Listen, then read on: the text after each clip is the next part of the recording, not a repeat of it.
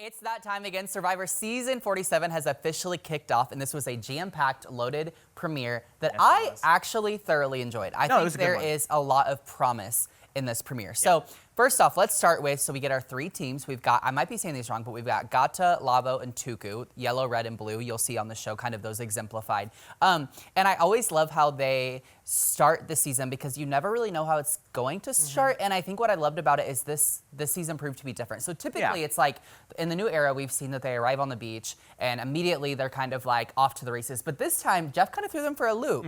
They arrive to the beach, they have the little chatter that they normally have, the banter with Jeff, if you will. But then Jeff kind of takes them behind to a different little part of the island. And then they find out it's almost going to be this like race into the jungle, which I love. We haven't seen a challenge like this in a lot of seasons. It felt a lot more expanded. Because, I mean, normally you're in your cleared out area. You don't actually go into the jungle, which is a nice feature, I feel like. Yeah, I love that they did this. They actually did something very similar a season ago, like back in the 20s, but it was a night challenge. So they did that with fire, like fire torches, and it was really, really cool. So I was happy to see this back. So this first challenge, though, they kind of crawl through this mud pit, race in the jungle, get the puzzle pieces. And here's the thing, it was kind of close there for a while. Yeah, and I believe it was TK who kind of had me convinced. I was like, oh, he's about to bring it for blue. Like, you really thought they were going to pull it off. But in the end, it was Gata that actually wins. Were struggling behind for a while. Yeah. They came back out of nowhere, kind of. Yeah, it was very interesting. So then from this, we see the journey return. This has been a very kind of new era branded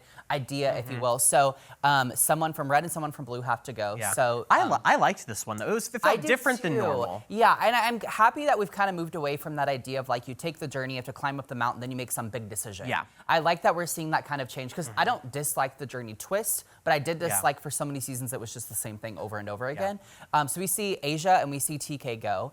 And here's what was really interesting. So it was kind of, again, almost this like search or relay race, if you will, kind of around the little part of the island where they were gathering keys. What they didn't realize is, so there was a clue each time you got a new key. And by the end, you find out that the last key or the final piece of this was in the water. In the ocean, And I have to say, like, kudos to the editors on this because the editing of this was spectacular because really you didn't know who was going to get it. And then they both realize it's in the water at the same time. So they go in the water and then TK and Asia are fighting in the water to get it. TK ultimately wins. I was kind of rooting for Asia, though. I was too. Like, girl, just snatch it out of his hand. I have to say, too, as like a super fan and someone who does a lot of coverage on the show, I interviewed both of these. These are two of my pre-season interviews, if you will. So it was interesting to see them kind of duke it out on TV right here in the premiere. So, okay, so then we kind of move into, you know, some of the camp life, the tribe life, if you will. And we're seeing a lot of these advantages come back. Of course, the Beware advantage, which has been a very new era thing. I liked how they did this season, It's been interesting because every season they kind of switch up and make it more difficult or more complex. And this time around, I really liked kind of the way they did this. So explain this to me. So the first person we see that finds the Beware advantage is Gabe on the Tuku tribe. Yeah. And so he finds the clue, and then he has to go dig up a box that has another clue. But then once he ends up finding the key, there's another box inside the box. So he can either, once you find it, you can either stick with the first idol you get in the box, which is good for one tribal council, or you can go into the next one. Well, Gabe decides to go into the next one when he eventually finds it in the episode.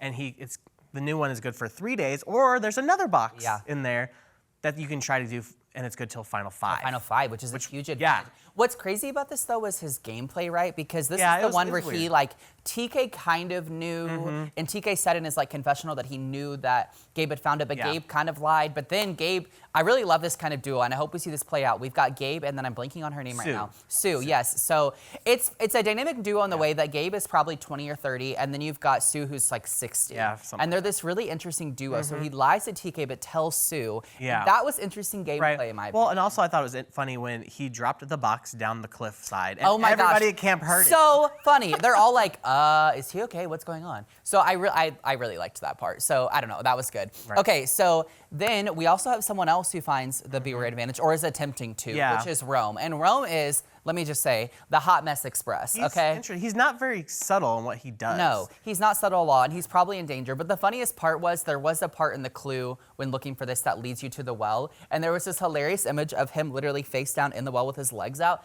And I'm like, literally, the whole tribe is looking for you. Like, you probably have no luck here. So it's probably not going to work well for you. But so then we move into the first immunity challenge. Again, Very kind of hype, very exciting. Very chaotic. Very chaotic. And I honestly was not sure who was going to win. It was very up in the air for at least half of it, I would say.